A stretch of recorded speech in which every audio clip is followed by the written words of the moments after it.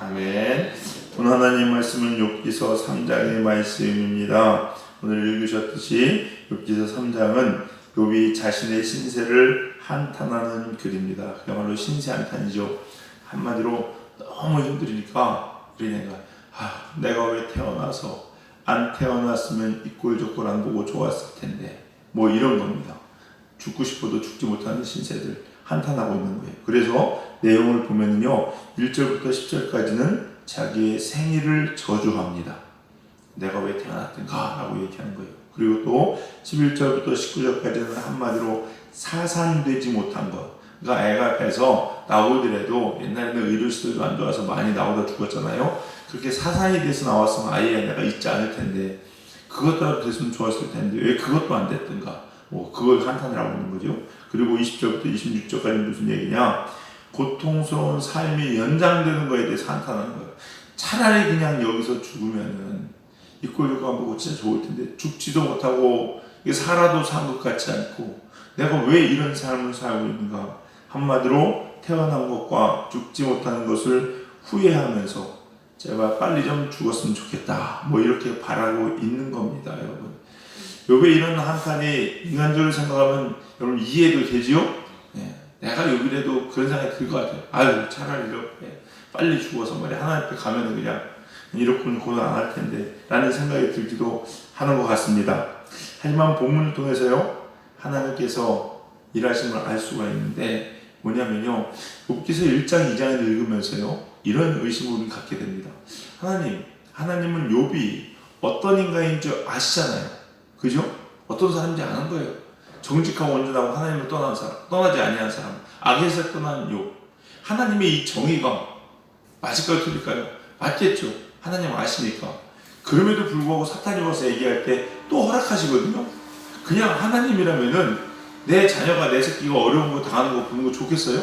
아니죠. 그냥 야 이 사탄아, 네가 틀렸어, 시끄러, 나 하나님이야, 내가 맞아, 이렇게 할 수도 있잖아요. 그리고 아니면 일장에서 어려움이 생겨서 그래 너 한번 해봐 해서 했어. 근데 갔다 왔거든요. 봐, 이제 더 이상 얘기하지 마, 뭐 이렇게 할 수도 있었을 텐데 2장에 가가지고 또 시험을 주고 어려움을 줘요. 욥이 지금 몸에 지금 막 뭐가 나가지고 막 견딜 수 없는 기와장으로 긁어내는 이런 일을 허락하신 이유가 뭘까? 이런 궁금증이 생겨요. 궁금증이 생기는데 오늘 본문을 통해서 우리가 알 수 있어요. 뭐냐면요, 첫 번째요, 이게 욥의 한계입니다. 욥이 아무리 의인이라 할지라도 불안한 인간의 한계가 욥의 모습을 통해서 드러나는 겁니다. 우리 인간이 성경에 의인은 없나니 한 명도 없다고 얘기했습니다. 즉 우리가 아무리 똑똑하고 우리가 아무리 바르고 우리가 아무리 하나님 앞에 온전하게 쓰려고 한다 할지라도 인간의 한계성, 죄를 가지고 태어난 인간의 한계성이 우리한테 있다 없다? 있다는 거예요. 여러분, 있다는 거예요. 이게 바로 욥의 모습을 통해서 오늘 본문을 통해서 드러나는 겁니다. 여러분, 욥은 자신이 믿고 있는 하나님을 철저히 믿었어요, 안 믿었어요? 믿었어요. 붙잡았습니다. 환난과 핍박과 어려움이 있을 때에도 하나님을 저주하지 않고 그냥 하나님 끝까지 붙잡았던 게 바로 욥입니다. 욥이에요. 그런데 이런 하나님에 대한 믿음을 욥은 깰 수 있었어요, 없었어요? 없었어요, 여러분. 없었습니다. 그러나 중요한 건 뭐냐면요, 이 욥이 이렇게 자기가 철저하게 믿고 있던 하나님에 대한 지금 개념이 깨지고 있음에도 불구하고 하나님을 버리지 않았거든요. 여러분, 신앙생활 할 때요, 말씀드렸지만 되게 중요한 게 뭐냐면요, 우리가 우리 머릿속으로 알고 있는 하나님, 그 하나님을 제한하지 말아야 되거든요. 근데 우리가 항상 믿음 좋다는 사람도요, 하나님을 안다고 이야기하는 사람도 우리가 어떤 실수를 많이 하냐면은 이 하나님을 내 머릿속에 딱 정의를 해버려요. 하나님을 이런 하나님 이렇게 정의하는 거예요. 뭘 통해서? 소위 이 성경을 통해서 배우고 하나님 말씀을 통해 배우고 삶을 통해서 배워서 하나님을 정의하는데, 제가 먼저 장인 코끼리 만지는 거라고 말씀드렸죠. 그 하나님은 아주 일부분이에요. 우리가 알 수 있는 하나님은 아주 제한적입니다. 그렇기 때문에 내가 알고 있는 게 다가 아니라는 생각을 꼭 하셔야 됩니다. 우리는 내가 알고 있는 하나님만 고집을 하는 거예요. 예를 들어 이런 거죠. 내가 하나님께 기도하면 하나님 응답해 주신다. 맞아요, 틀려요? 맞습니다. 그러나 응답 안 해주실 수도 있다는 것도 아셔야 돼요. 맞죠? 왜 하나님 꼭 응답해 주셔야 되냐는 거죠. 우리가 맨날 벌레 같은 인간이라며요. 제가요, 이따가 주일날 설교도 말씀, 이번 주 깨닫고 와서 가는 게 그거예요. 내가 베셀로 같은 인간이에요. 그죠? 그러면은 하나님한테, 하나님 저 만나주세요. 왜 만나야 돼요? 내가 배설물 주였네. 근데 하나님한테 지금 배설물 만져라는 게 똑같은 거예요. 그게 말이 돼요? 안 되잖아요. 근데 우리는 그러고 있는 거예요. 하나님이 난 너 더러워서 못 만나겠다. 얘기하셔도 할 말이 없는 거잖아요. 근데 우리는 이게 한이 갇혀있어, 테두리 안에. 그걸 깨야 되거든요. 깨야 돼요. 욥은 지금 이 인과 응보, 내가 이거 했기 때문에 이렇게 해주시는 하나님. 여러분, 인과 응보는 성경의 이야기는 중요한 원리 중에 하나입니다. 그 말이 맞습니다. 틀린 건 아닙니다. 그렇지만 이것보다 또 더 큰 하나님이 있다는 것을 우리가 아시고 경험해야 돼요. 그러한 하나님 앞에서 여기 지금 철저하게 깨지고 있는 겁니다. 깨지고 있는 거예요. 이게 불안한 인간의 한계를 그대로 드러내는 겁니다. 그래서 하나님께서 욥에게 이런 시험을 주시는 거예요. 주시는 거예요. 여러분도 마찬가지입니다. 여러분들이 살면서 하나님을 믿고 하나님을 경외하고 또 하나님께 응답을 받고 이런 하나님을 체험하고 저런 하나님을 체험하다 보시면요, 아, 하나님은 이런 분이야라는 것을 알 때가 있습니다. 그런데 그게 다가 아니라는 걸 아셔야 돼요. 우리가 믿는 하나님은요, 우리가 알고 있는 그보다 훨씬 더 크신 하나님입니다. 우리 믿는 사람들이요, 신앙 좋다는 사람들이 가끔 실수하는 게 뭐냐면요, 하나님을 내 안에 담으려고 합니다. 그게 아니라 내가 하나님께 담겨야 돼요. 근데 우리는 하나님을 내 안에 담아서 하나님은 이런 하나님이야로 정의하면서 살려고 하기 때문에 인간의 한계가 있는 거예요. 반대로 내가 하나님을 담는 것이 아니라 내가 하나님 앞에 온전히 담기게 되면은 그 안에서 아주 자유함을 누립니다. 어떤 상황에 또한 환경이 됐든 상관없는 거예요. 그냥 기쁨이 넘치고 감사한 거예요, 여러분. 우리 사랑하는 성도님들, 이 불안한 인간의 한계, 즉 내가 하나님을 담으려고 하지 마시고 하나님 앞에 내가 던질 수 있는 저와 여러분이 되기를 주님의 이름으로 간절히 축원합니다.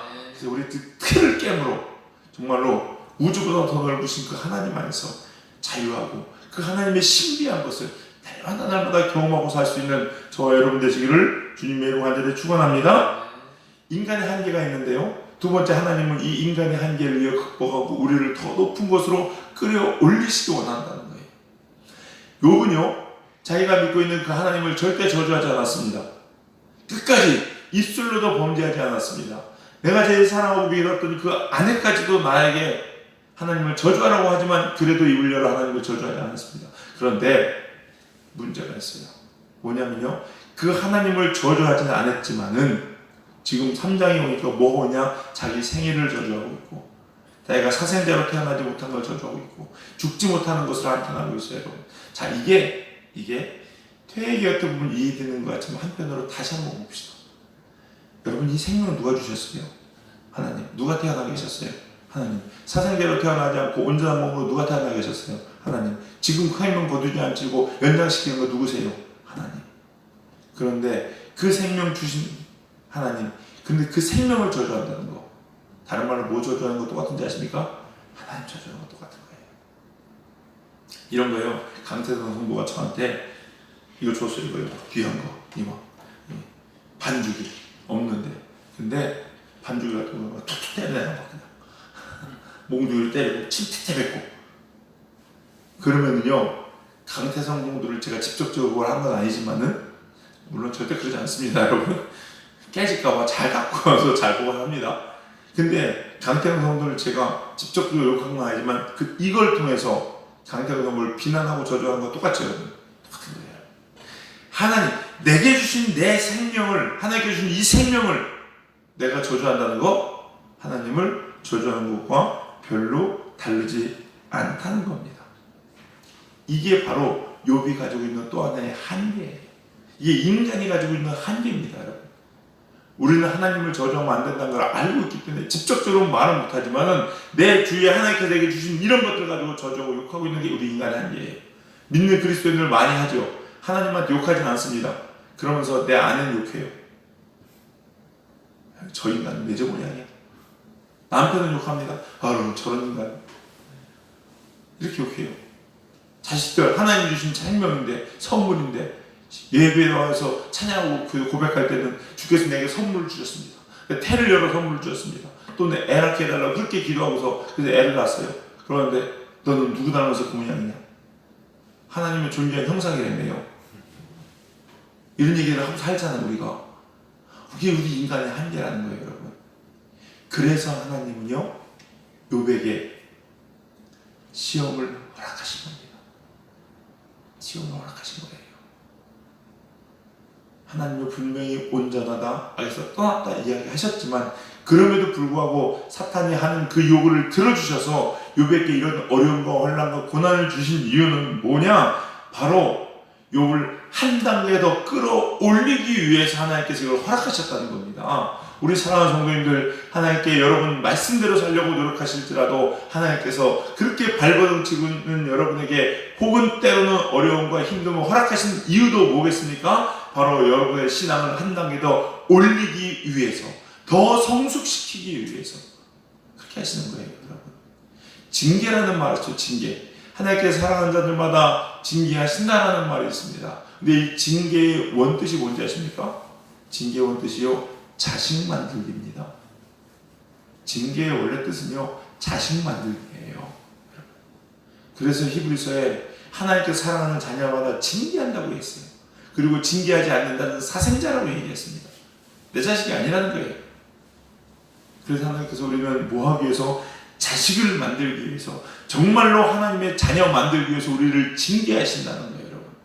욥도 지금 욥이 미워서 잘못해서 그게 아니라 욥을 너무너무 사랑하시기 때문에 더 사랑스러운 자녀 만들기 위해서, 더 온전한 자녀 만들기 위해서, 더 가까이 하나님께 두시기 위해서 하나님께서 징계하신다는 겁니다.